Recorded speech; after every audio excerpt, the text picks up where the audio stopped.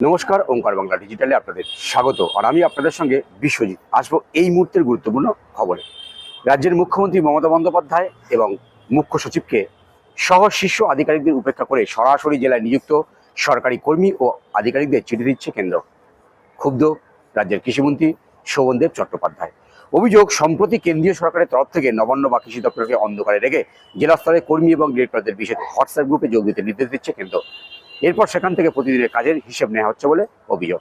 এতে যুক্তরাষ্ট্রীয় কাঠামোয় আঘাত হানছে বলে অভিযোগ কৃষিমন্ত্রীর। বৃহস্পতিবার রাঁচিতে ইস্টার্ন জোনাল কাউন্সিলের বৈঠক। রাজ্যের তরফে উপস্থিত থাকছেন মন্ত্রী চন্দ্রিমা ভট্টাচার্য। কেন্দ্রীয় স্বরাষ্ট্রমন্ত্রী অমিত শাহের নেতৃত্বে যে বৈঠক হচ্ছে সেখানে থাকবেন রাজ্যের মুখ্য সচিব এবং অর্থ সচিবও। মুখ্যমন্ত্রী মমতা বন্দ্যোপাধ্যায়কে এই বৈঠকে আমন্ত্রণ জানানো হয়েছিল, তবে তিনি অন্য কর্মসূচি থাকায় যোগ দিতে পারছেন না বলে সূত্রের খবর। এই ধরনের আরও আপডেট খবর পেতে অবশ্যই করে আপনার চোখ রাখুন ওঙ্কার বাংলা ডিজিটালে।